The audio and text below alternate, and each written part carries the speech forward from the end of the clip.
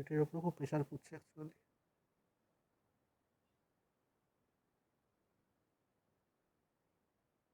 আচ্ছা, বাকিটা দেখো কে জয়েন করতে পারছে কিনা, একটু বলো কে কে আছো। Sairaj, are you hair?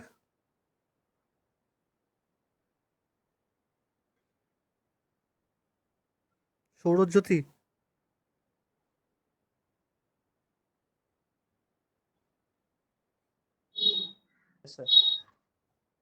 Okay, quickly আজকে নেট এখানে একটু কলকাতায় ইকো হয়ে যাচ্ছে।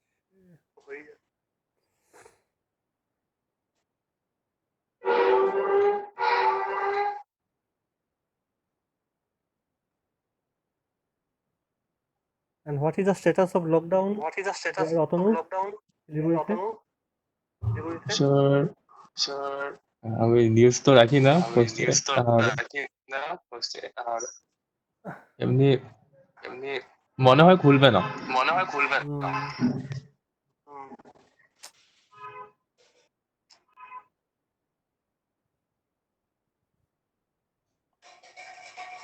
দেখো ওদের একটু হোয়াটসঅ্যাপে লেখো তো জয়েন করতে। ইকোটা করছে কেন আপনি এটাই বুঝতে পারছি। সৌরজ্যোতি মাইক অফ কর।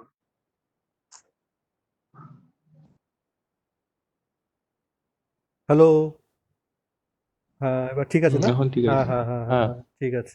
স্যার,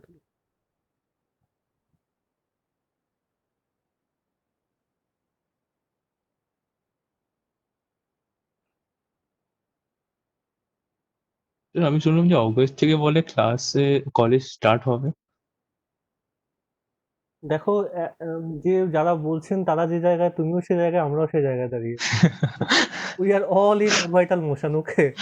বেসিক্যালি এখন ব্যাপারটা হচ্ছে, আর ওদিকে করোনা হচ্ছে স্পিন হাসছে বসে বসে যে তোমরা তো নালিফাই করে যেতেই পারো, আমি থাকবো হয়তো।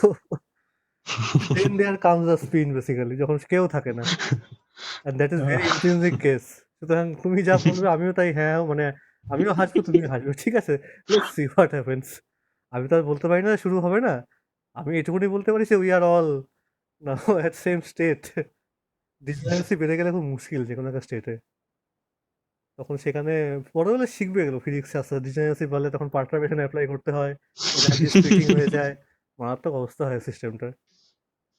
তো ওইটা হচ্ছে, তবে তোমাদের মন শক্ত শক্ত করে বলবো না, you have to prepare yourself, prepare your mindset that everything after a certain time period, আজকে না হোক আরো যা সিচুয়েশন চলছে, এরপর করোনা হোক, আর একটা হয়তো অন্য কিছু না চলে আসলো, ইন দ্যাট কেস মানে ইন্ডিয়ার মতো দেশ তো সবকিছু আস্তে আস্তে অনলাইন হয়ে যেতে পারে। আমার পয়েন্টটা হচ্ছে হ্যাঁ। সেটা আর কি। মানে তুমি 1 মাস খুললে, প্র্যাকটিক্যাল সেন্সে বলছি, এক হুম, মাস খোলা হলো, এবার বাই চান্স মনে করো ওখানে তোমার, আমাদের কারো বা তোমার কারো কিছু জ্বর সর্দি কাশি ভগবান না করে হয়ে গেল আর কি, হুম, তা তো আবার সব ক্লোজ, এবং ক্লোজ মানে ইনডেফিনিট সময় পর্যন্ত। স্টুডেন্ট ইস্যু কিছু হয়ে গেলে হুম। মুশকিল না? তো দ্যাটস ওয়াই মন ধরে নিতে হবে যে আফটার অল সবকিছু পরে অনলাইন প্ল্যাটফর্মে চান্স আর কি হয়ে যাওয়ার। এবং নট অনলি ক্লাসগুলো, পরীক্ষাও তাই হবে, সবকিছুই আস্তে আস্তে। হ্যাঁ, আচ্ছা, ওর উর্বি দেখি, উর্বি অ্যাডমিট করে দিই।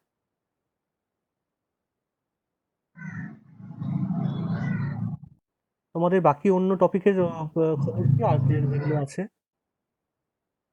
স্যার কি? ইন্ডাকশনটা পড়া হয়ে গেছে? হ্যাঁ, ইন্ডাকশন হয়ে গেছে। আর নেটওয়ার্ক থিওরেম ওগুলো সব কমপ্লিট?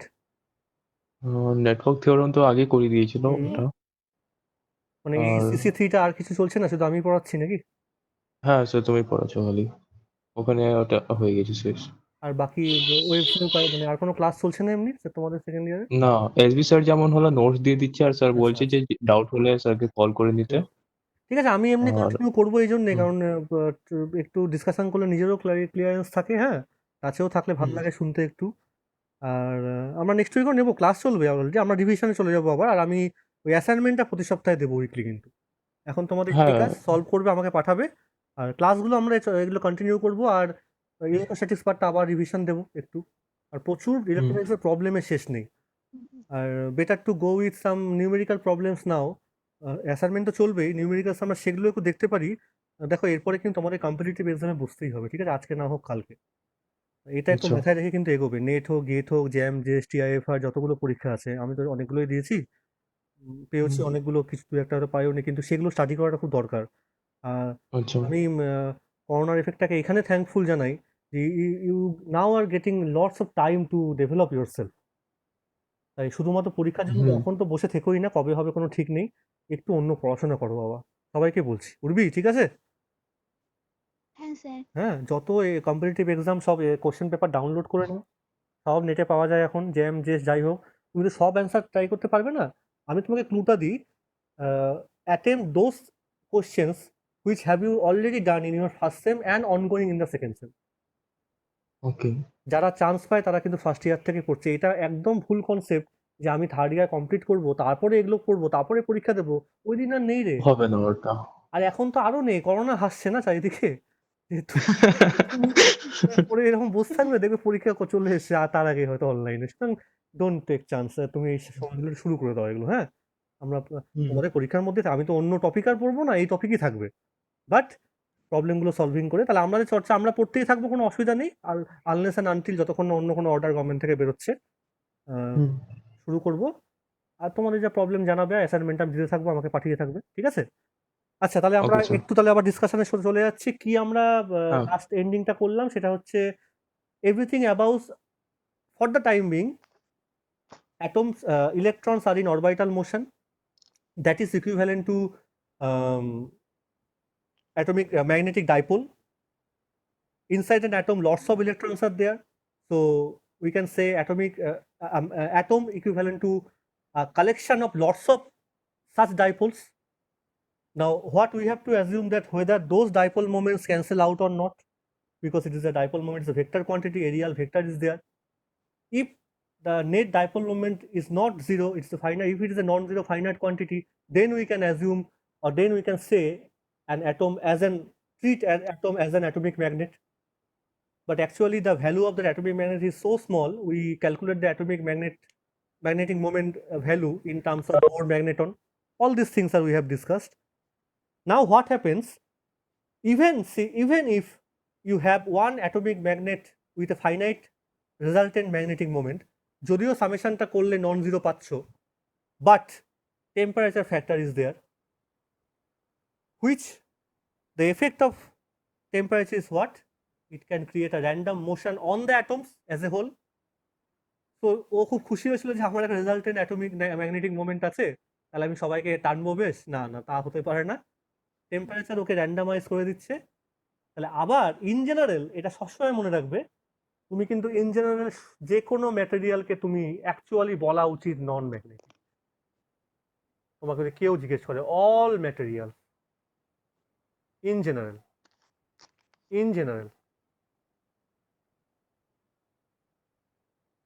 তাহলে প্রশ্ন এখানেই আসবে, লোকে তাহলে কি করে লোহা আবিষ্কার করলো, how the iron age comes and so on. কিন্তু সেখানে একটা কথা মনে রাখতে হবে, আমরা যেমন ইলেকট্রিসিটি একটু আগে পড়েছিলাম বা এর আগেও পড়েছি, ইন জেনারেল কিন্তু সব ম্যাটার হয়ে যায়, অ্যাজিউম করতে হয় অ্যাজ কি ডাই ইলেকট্রিক, তাই না? এইবার ইলেকট্রিক ফিল্ড দিলে আমরা দেখি যাদের মধ্যে অনেক বেশি ফ্রি ইলেকট্রন আছে সেগুলো খুব স্পেশাল কেস, তাদেরকে আমরা মেটাল বলি। আর যাদের মধ্যে ফ্রি ইলেকট্রন নাম্বারটা আর একটু কম তাদেরকে আমরা বলি সেমিকন্ডাক্টর।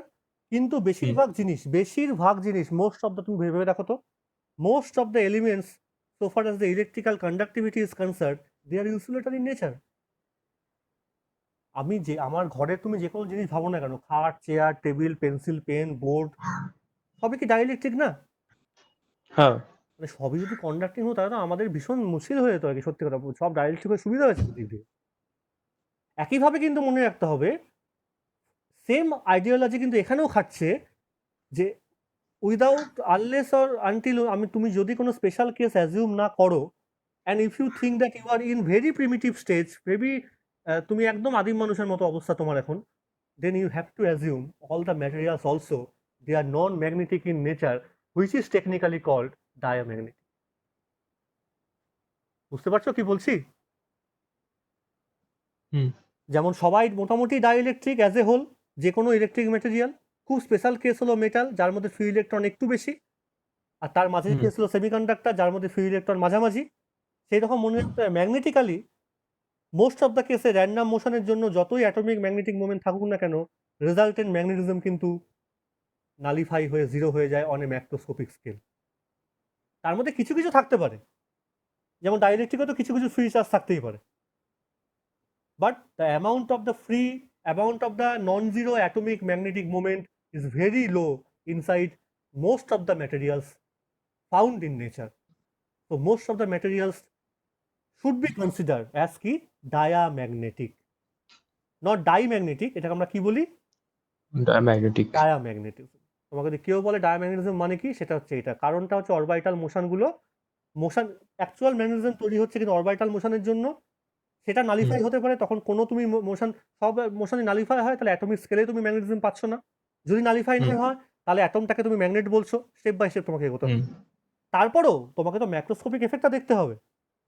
হ্যাঁ, ভেতরে দেখা গেল একটা বা দুটো অ্যাটম হয়তো ম্যাগনেটিক প্রপার্টি তখনও ইনট্যাক্ট আছে, মানে তাকে নালিফাই কেউ করেনি।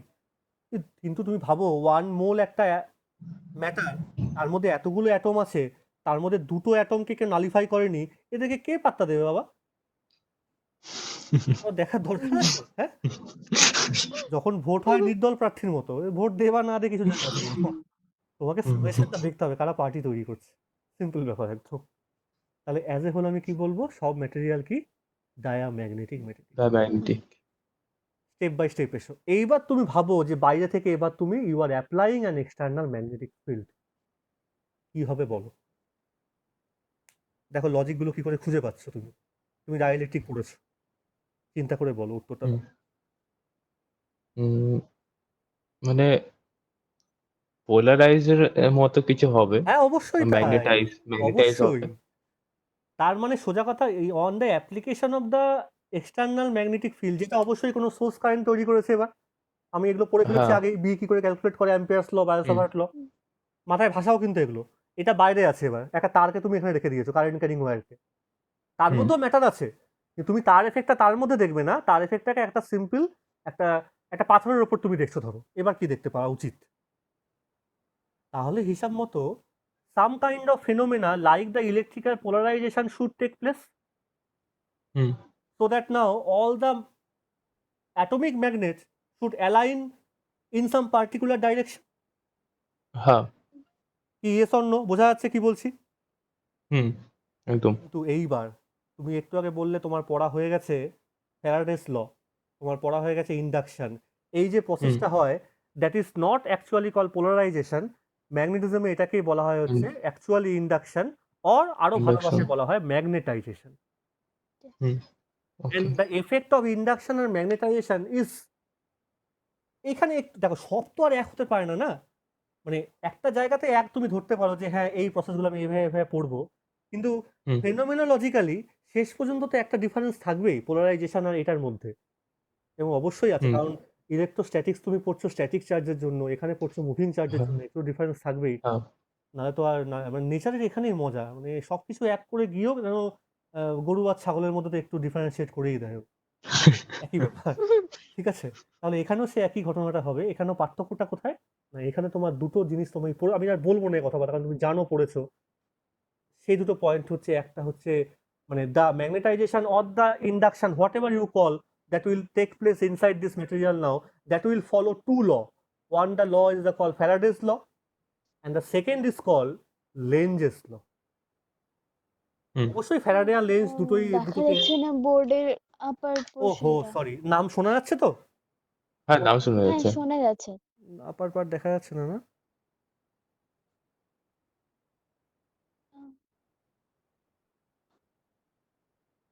ফ্যারাডেস ল, আর একটা কি বললাম, লেঞ্জেস ল। লেঞ্জেস ল। ফ্যারাডেস ল তুমি পড়েছো যে যতক্ষণ বাইরে থেকে ফিল্ড দেওয়া হয়, মানে ফিল্ডটা মানে সে অন্য কোনো ম্যাটেরিয়াল, বা এভাবে আমি বলতে পারি, এত ম্যাটেরিয়াল পড়ছি যে বাইরে থেকে ফিল্ড অ্যাপ্লাই করলে temporarily it can induce magnetic effect. Magnetic effect মানে কিন্তু, এবার এফেক্ট কথাটা এটাই মানে যে all the atomic dipoles are now tend to orient in some particular direction.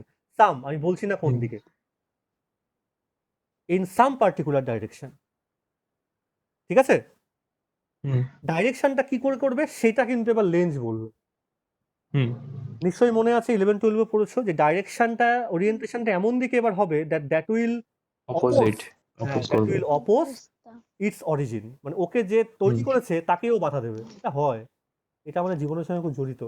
বাবা মা পড়াশোনা করে স্যার তারপর আমরা তাকে দূরে ঠেলে দিই। যাই হোক, বলো বলো। যে ফ্যারাডেস আর লেন্স যেমন ইএমএফ কে দিয়ে বলে তো ওখানে চেঞ্জ ইন ম্যাগনেটিক ফিল্ড হয়, কিন্তু আমরা এখানে যখন অ্যাপ্লাই করছি ওটা ইউনিফর্ম ম্যাগনেটিক ফিল্ড হবে। কোথায় অ্যাপ্লাই করছে এখানে? মানে হ্যাঁ চেঞ্জ ইন ম্যাগনেটিক ডায়াম্যাগনেটিক ফিল্ডটা কিরকম হচ্ছে আমি ঘটনাটা এইভাবে তুমি ভাবতে পারো। দেখো, ভেতরে তো একটা ম্যাগনেটিজম প্রপার্টিটা কিছুটা হলেও থাকবে, ফ্রি চার্জ তো কিছু আছে, হুম ফ্রি ডাইপোল। তার মানে হুম চেঞ্জ ইন ম্যাগনেটিক ফিল্ড মানে কিন্তু ও আর ভেতরের ফিল্ডটা দুটো। দেখো, তুমি যখন পোলারাইজেশনটা পড়েছিলে, তুমি বাইরে থেকে একটা হুম ফিল্ড দিচ্ছ, ভেতরে একটা পোলারাইজিং হ্যাঁ, ফিল্ড হলো, তুমি কিন্তু এইটা ক্যালকুলেট হুম করো মাইনাস সাইন দিয়ে। হুম তো that change is basically this, তুমি কিন্তু সেই চেঞ্জটার কথাটাই বলছো আসলে। আচ্ছা আমি ওটাকে ডিপলি যাচ্ছি না, কারণ আমি এখানে ইন্ডাকশন পড়ছি না আসলে টপিকটা, আমি ম্যাটেরিয়ালটা পড়ছি, ঘটনাটা ইন্ডাকশন, শুধু মনে করিয়ে দিলাম। আচ্ছা তারা সুমন আসছে, জয়েন করিয়ে দিই। হ্যাঁ, ঘটনাটা হচ্ছে ইন্ডাকশন। ইন্ডাকশন পুরো প্রসেসটা কি সেটা তুমি জানো, যে হুম এইবার তুমি রিলেট করো বাড়িতে বসে, এবার তুমি পড়ো যে আমি তোমাকে ম্যাটেরিয়ালটা কথা বললাম, ইন্ডাকশন প্রসেস এখানেও হচ্ছে, ঠিক আছে? ইন্ডাকশন মানে হুম পোলারাইজেশনের মতো কিন্তু এখানেও এফেক্টটা হলো, যে আচ্ছা an equivalent field is produce there, সব কিছু হুম এরকম হচ্ছে কিন্তু মাইনাস সাইন। কিন্তু এখানে বেশি ইম্পর্টেন্টটা হলো লেনজেস লটা। কেন লেনজেস ডাইরেকশন অপোজ বলছে করবে? এটা আমাকে একটু বলতে পারবে কেন অপোজ করে ফিজিক্যালি? ইকুইলিব্রিয়াম মেনটেন করার জন্য। আরো একটু হুম, ইকুইলিব্রিয়াম মেনটেন করা, সত্যি অনেকভাবে এটা কথা বলা যায়। হুম, যাতে সিস্টেমটা স্টেবল হয়ে থাকে। কনজারভেশন অফ এনার্জির জন্য। কনজারভেশন তাহলে এনার্জিটা তো তো বটে, এটা তো আমরা 11-12 পড়েছি কি কনজারভেশন এনার্জিটা আছে, নাহলে তো এক্সটার্নাল ফোর্স মানে উইদাউট কোনো এনার এফেক্ট ছাড়াই কাজ করে চলে যেত আর কি। হ্যাঁ ওয়ার্কডানটা হচ্ছে, আমি জিজ্ঞেস করতে চাইছি, মানে তুমি যেহেতু একটু আগে সব একদম ঠিকঠাকই বলছিলে, মানে ইকুইলিব্রিয়ামও বটে, কনজারভেশন এনার্জিও বটে, সেগুলো তো আমাদের শেখানোই হয়। তুমি এবার এটাকে হুম অন্য একটা লাইটে ভেবো, on the light off that orbital motion or something like that. মানে আমি বলতে চাইছি যে তুমি এইভাবে ভাববে কথাটাকে, এই যে একটু আগে বললাম না আমি যে ডাইপোল মোমেন্টটাকে অনেকটা আমরা এইভাবে লিখতে পারি, কিভাবে যেন লিখেছিলাম, ফর্মুলাটা মনে আছে? ইএইচ না কি কি ছিল যেন? হ্যাঁ, তুমি যদি দেখা যাচ্ছে তো, হ্যাঁ নিচে দেখা ই- যাচ্ছে। হ্যাঁ দেখা যাচ্ছে তুমি ধরে ইএইচ নাও যে ক্রস বাই। কোয়ান্টাম মেকানিক্যাল না, সিম্পলি একদম শুধু অরবিটাল মোশনই আছে, তাহলে E/2m। হুম আর এই যে এল হ্যাঁ থেকে আমি এখানে লিখলাম, মনে রাখতে হবে একটা মাইনাস সাইন কিন্তু এখানে আছে। আচ্ছা এইটা কোনোভাবে কিন্তু এটা এই লেনজেস লটাকে কোঅপারেট করছে, আমি হিন্টটা দিলাম একটু। এই সাইনটা আমি আগে ইউজ করিনি। ভেক্টরিয়ালি মাইনাস সাইনটা কেন আসছে? ভেক্টরিয়ালি আসছে না, ইলেকট্রনের চার্জ তো নেগেটিভ। হুম তার মানে তুমি যে অরবিটাল মোশনটাকে অ্যাসোসিয়েট করছো উইথ দ্য ডাইপোল মোমেন্ট, তবে তুমি যদি এরকম একটা অরবাইট আঁকো, যে ডাইপোল মানে যদি ম্যাগনেটিক মোমেন্টটা সার্কুলার কয়েলের জন্য আমি প্রথমেই লিখেছিলাম না, pointing to the axis direction, এরকম ডিরেকশনে আছে, তাহলে কিন্তু ডাইপোল মোমেন্টটা বুঝতে হবে এমভিআর করলে পরে কিন্তু তুমি জেড অ্যাক্সিসে থাকবে কিন্তু টু দ্য অপোজিট ডাইরেকশন থাকবে। So somehow the orbital motion is creates the dipole moment, orbital dipole moment, but it somehow opposes the dipole moment. বোঝো ব্যাপারটা এখানে, মানে এই ঘটনাটা কিন্তু বাইরে থেকে ফিল্ড না দেওয়া সত্ত্বেও ভেতরে ভেতরে চলছিল কিন্তু একটু, হুম যে তৈরি হচ্ছে। আসলে প্রথমে তো তোমার ডাইপোলটা ফিল্ড দেওয়ার জন্য তৈরি হয়, তোমাকে তো ভেতরে ডাইপোল তৈরি হয়েছে অ্যাটমিক অরবিটাল মোশনের জন্য, ইলেকট্রনের মোশনের জন্য। তাই লোকে প্রশ্ন হ্যাঁ করেছিল সেটাই তো জিরো হওয়ার কথা, লেনজেস ল তো এই লেভেল থেকে অ্যাপ্লাই করা। ইয়েস স্যার, লেনজেস লটা এখান থেকে অ্যাকচুয়ালি অ্যাপ্লাই হওয়া শুরু হয়। হতে হতে হতে আচ্ছা হতে আমরা এইখানে গিয়ে বুঝতে পারি এফেক্টটা অ্যাকচুয়ালি, যে অ্যাকচুয়াল অপোজটা কি হচ্ছে। তখন আমরা বাচ্চাদের মতো বুঝতে গিয়ে কি বলি যে হ্যাঁ energy conservation all this things are there, কিন্তু আসল কথাটা লুকোনো আছে কিন্তু এইখানটা। আমরাও এই অপোজিট কি করে অপোজ করছে, এই দুটো মোশন দুটো অপোজিট বলে, চার্জটা যেদিকে ঘুরে ওকে কারেন্টটা তো উল্টো দিকে তৈরি হচ্ছে। যাই হোক, বুঝতে পারছো যে কি করে এইগুলো কানেক্ট করো বাড়িতে বসে একটু, ঠিক আছে? ভালো বইপত্র পড়ো, এগুলো কিন্তু আবার গ্রিফিস পড়লে হবে না। এইগুলো খুব একটা গ্রিফিথসে ভালো নেই, মানে লোরেন অ্যান্ড কর্সনও, মানে কর্সন অ্যান্ড লোরেনেও নেই। এগুলো ম্যাটেরিয়াল ফিজিক্স পড়তে গেলে পরে তোমাকে আরো একটু ভালো বইপত্র পড়তে হবে, এখানে অনেক বই আছে। এগুলো বই তুমি, আমি বলতে চাইছি না সলিড স্টেট ফিজিক্সের বই ওগুলো, অ্যাশকট মার্মিন আছে, বা দেখতে পারো টাচ করে একবার। অ্যাশকট মার্মিন ভালো বই, খারাপ না। স্যার জ্যাকসন পড়লে হবে? জ্যাকসনটা আবার একটু ম্যাগনেটিক ম্যাটেরিয়াল পড়ার জন্য কোনো বই ঠিকঠাক না। ম্যাটেরিয়াল জিনিসটা তো বেসিক্যালি ম্যাটেরিয়াল ফিজিক্সের মধ্যে পড়ে, সেখানে হচ্ছে এগুলোকে হ্যাঁ। টুল হিসেবে ইউজ করা হয়। হ্যাঁ, তো এগুলোর জন্য আচ্ছা। টপিকের বই পড়তে, এগুলোর জন্য বেসিক্যালি সলিড স্টেট ফিজিক্সের বই পড়তে হয়। ওকে। সেটার জন্য কিন্তু একটু অন্য, সেখানে অ্যাশকট মার্মিন বলে একটা বই আছে, অ্যাশক্রফট মার্মিন, এই বইটা ভালো বই, দেখতে পারো একবার খুলে। তবে আমি বলছি না এখনই পড়তে, তুমি আইডিয়াগুলো নিয়ে রাখো, কারণ তোমাকে এগুলো সবই ওকে পরীক্ষার স্যার। পারপাসে কোয়ালিটেটিভলি পরীক্ষায় জিজ্ঞেস করবো। আমি একটু ডিটেলসে না হয় বলার চেষ্টা করছি এনিওয়ে। তাহলে কি দেখতে পাচ্ছ, আবার বলছি, সামারিটা আমার কি দাঁড়ালো, যে মানে most of the materials pretend to be non-magnetic, that means technically they pretend to be diamagnetic in a technical sense, নামটা আমি তাই দেবো। হুম।